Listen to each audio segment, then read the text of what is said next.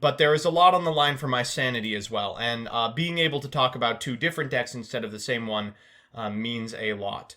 So it's going to be a rematch, in fact, of Rycape and Depressionist. They met in Swiss, and it was Depressionist's only loss, a 2-0. So this is going to be not only the redemption for Depressionist, but also Rycape's attempt to keep their undefeated title. I'm going to cast this match, then we will go directly to the winner of the prediction bracket, because it hasn't been settled yet, of course. And then we will call it for the night. Thank you all for being here and enjoying this with me. Let me find them.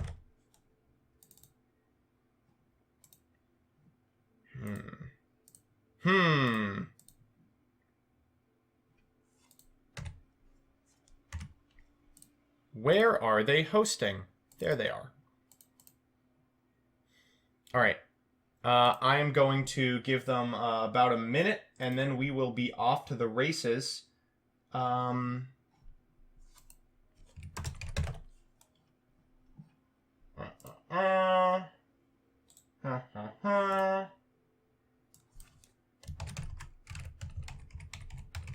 right. Your final match begins now.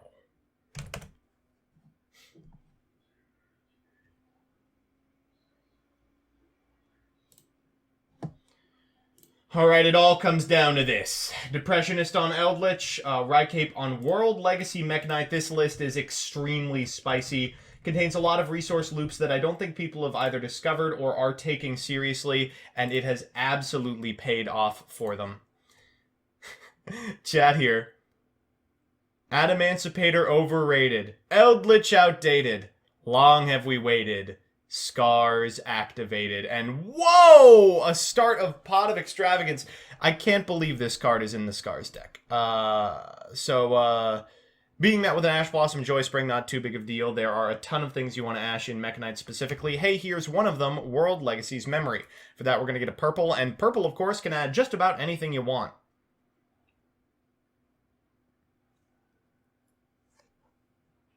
All right, we're going to get Gearsu, and man, I mean, this is just so fantastic. The fact that purple can add Gearsu has been a boon for a ton of decks. I'm talking about Orcust, I'm talking about extremely greedy generator players like myself. But from this position, it looks like all that they're going to be able to set up is a Gearsu sending a copy of World Legacy World Chalice. Woof. And that's what happens when you're forced to go first. This is a deck that absolutely wants to go second and really, really frustratingly cannot do it. All right, looks like we're going to fire off Magician's Souls, discarding a Conquistador. That's going to eat an Infinite Impermanence.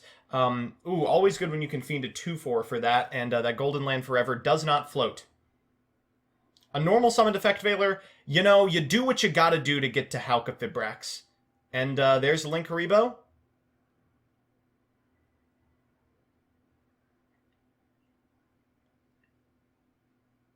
And there's Halka Fibrax. Now, I'm going to, chat, I do need your help here. How many summons has this been so far? I feel like we've seen 4 summons. So the activation of Hulk, in my opinion, will be the 5th summon. All right, have you seen this play before? We're going to go into Link Cross, and I saw in the previous match, this is the one that that Depressionist played against Zupamane. They're playing the Link Cross combo specifically to draw an extra card on the way to Auroradon. Here comes Formula Synchron, that'll draw a card off the top of the deck. And then what do you know, 2 + 1 is 3.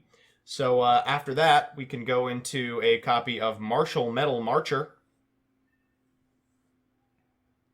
No, chat, you have it confused. They're not going for Nibiru. They're going for 2 Nibirus. And that requires 10 summons, unfortunately.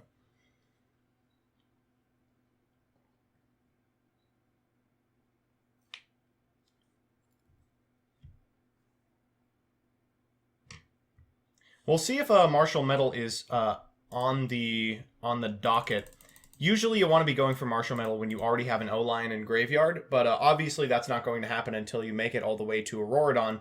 One thing that evens this up a lot is the ability of Link Cross to be used as material for a Link Summon means that it's very easy to go from, say, a Link Cross and an Errant card, plus the Martial Metal Marcher into an Auroradon by way of a Barricade Borg blocker.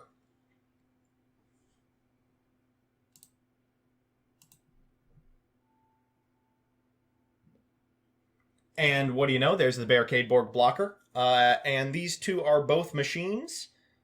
So I think pretty momentarily we're going to be seeing Auroradon make it to the field. This card, so slept on at release. I was under the impression that it was good enough to facilitate its own deck.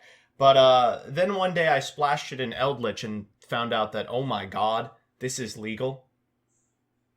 Alright, last possible opportunity for Dwayne.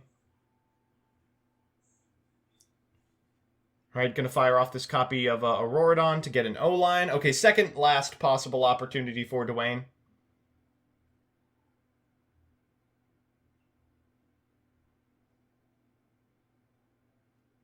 And there is Borreload Savage Dragon. To those of you saying Auroradon is not long for this world, I have terrible news for you. They're not going to ban a card that just came out. It's going to be something harebrained like Deskbot 001 ban.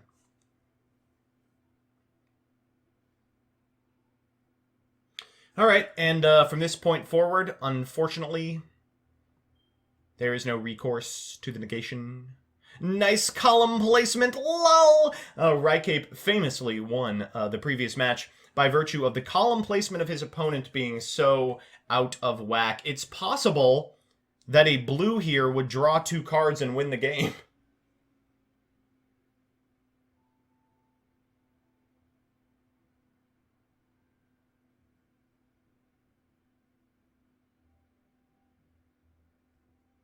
Alright, that's 600 damage from Arclight coming in hot.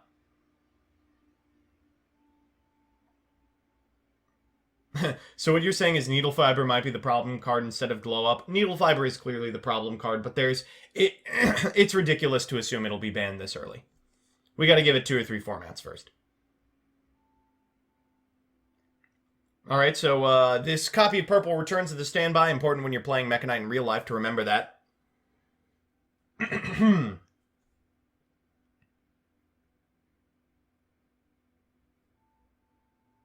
We can switch it to attack position for a clear cleanup. We can attack over the Herald. We're going to special summon this Red Moon in the column. This is great placement. Go to battle phase here. Walk over this copy of Herald.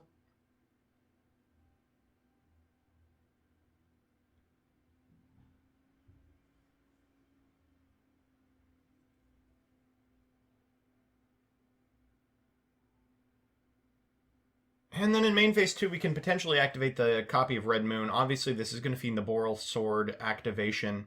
The Borreload activation. The activation of this card. Ooh, Impermanence. That is really not what he wanted to see. The line here was activate Red Moon, banish a Mekk-Knight, destroy the Borreload Savage Dragon. They negate it. You respond by chaining Purple Nightfall, banishing Red Moon, and then you get to resolve Blue for 2. But unfortunately, the additional piece of negation is going to throw a wrench right into that plan.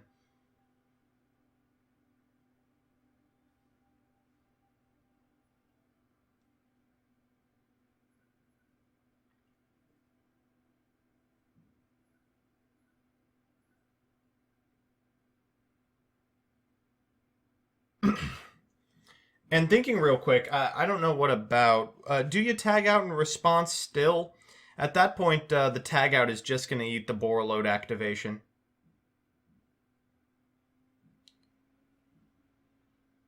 Perp can tag red out, but of course it puts itself dead to Savage.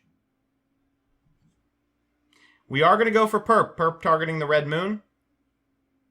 And Savage will, as expected, negate that. Alright, so now we're left with 1 fewer counter on Savage, but no closer to a simplified board state. We're going to activate the effect of World Legacy World Chalice here. This has been in the graveyard for an entire turn, so we can banish it to add a World Legacy from the deck to the hand. And Key is a pretty good one. key gets you a banished Mekk-Knight back. We do have Girsu, but oh no, Rycape! Oh, you chided your opponent for their zone placement and forgot the most important zone of them all. The infip zone. Oh, lo, how the columns collapse. Well, thankfully it does stay on the field. And, you know, you can rest assured that, it will stay on the field. Oh, this is painful.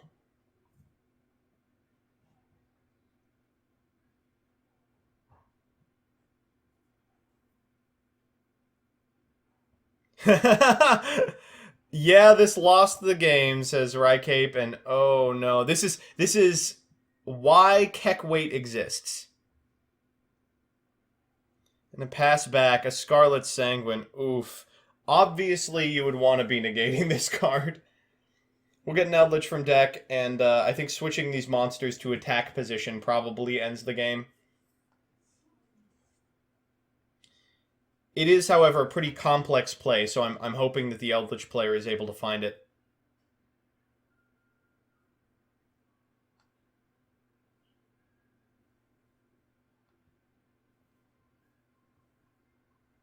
Alright, here comes the Magician's Souls. You can pop the Aurora on here for free money.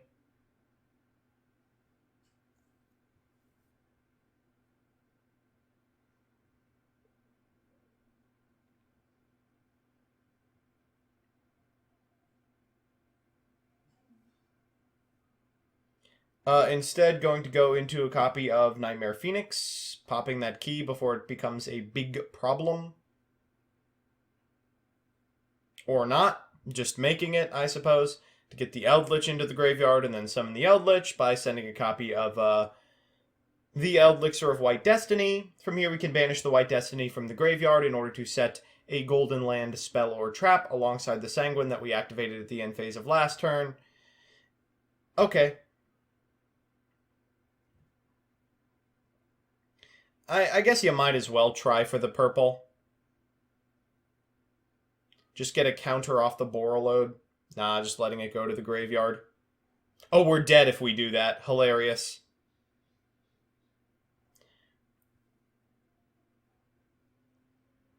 Alright, we're going to activate the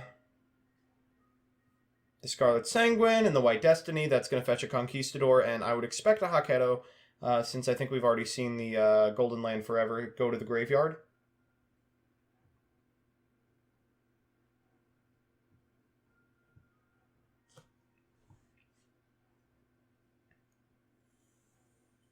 Alright, we are one Hinotama away.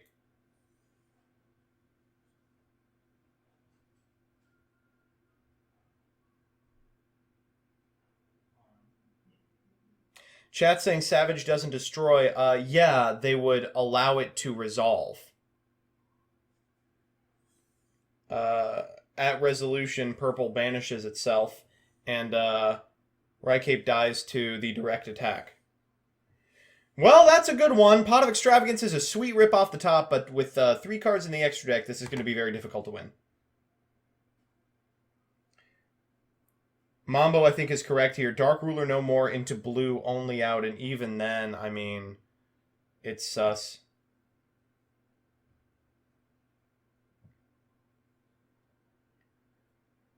Alright, what's the last card in hand? It's gotta be blue. Nope. How many counters are still on this guy? 1? Oh, nuts.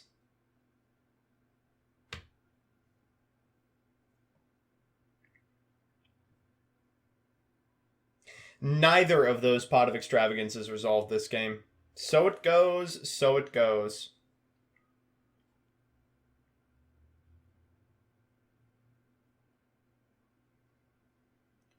And suddenly, one game is all that stands between Depressionist and the title of champion in the 5th Yu-Gi-Oh! Quarantine series. Chad is very upset about this. You must pray to the god of columns. You must imbue Rycape with column management skills.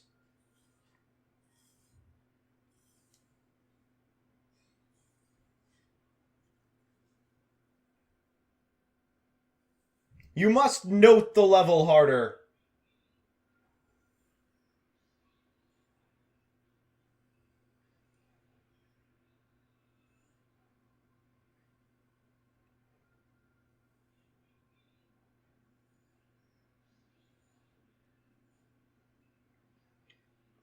Well, the good news is that Rycape gets to go second. You know, that was a match in which they lost the die roll. They were forced to go first. Couldn't really accomplish anything.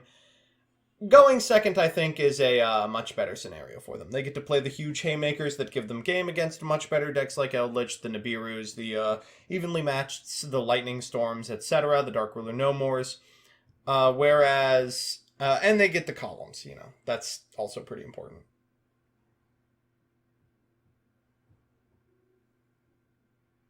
All right, tuning. The best normal summon in the game, or the best activation in the game, and met swiftly with a Lancia. Wow. Lancia's a weird one. So how does Lancia interact with the combo? It prevents the banishment of the Eldlich spells and traps, of course. But, can they do the full combo regardless?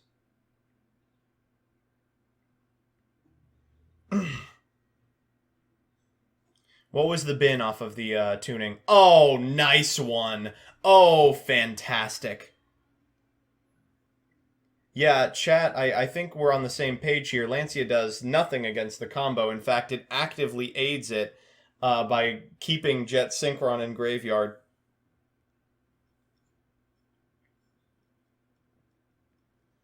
Do you have a response to the Hulk? No. Well, do you have a response to the Link Cross?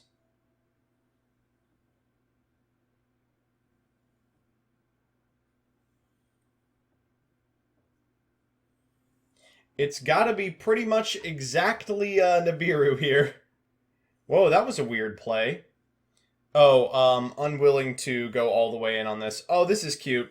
By keeping the Link Cross token on, you have one more material on board with which to synchro, and then you can make extremely powerful cards. So, Rodon is going to resolve and summon a bunch of tokens. Then afterward, 001 is going to trigger. Special summon itself to the side of the field, and if you got the rock, now is the time. Nah, doesn't look like it. Could have waited for right now. But I don't think after this. So 2, 3, 4, 5, 6, 7, 8, 9. Can you think of anything that might use those levels? 3, 4, 5, 6, 7, 8. This is one off, right? Cool. Formula Synchron, and then, oh, TG Hyper Librarian draws you a card too. Awesome. Really cool.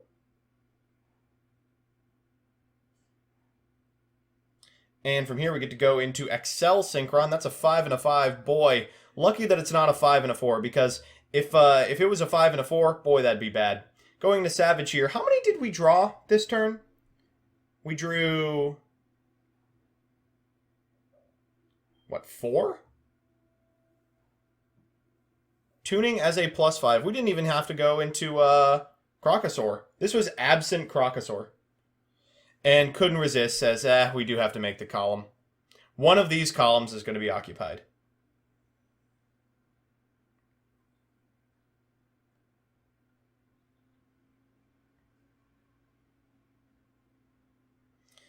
Well, that's about as good as it gets. Set 4, Borreload Savage, 2 cards in hand. Good luck to you. I did all of this under Lancia. When you go +5, you have to make a column. Gotta be Dark Ruler No More Storm. I don't think anything else does it. And even that probably does not do it. Recape. This is my first brick of the tournament. There's the Dark Ruler. Alright. We're getting there.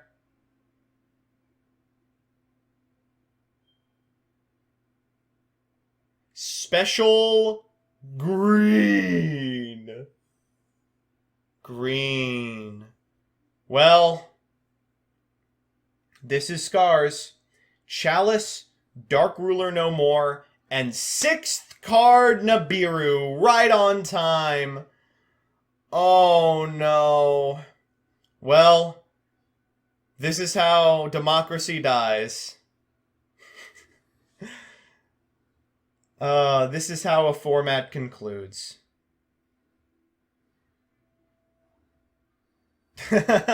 Walking into the Eldlich for maximum speed. Recape, more power to ya. But unfortunately, I think that is going to be the end of the game.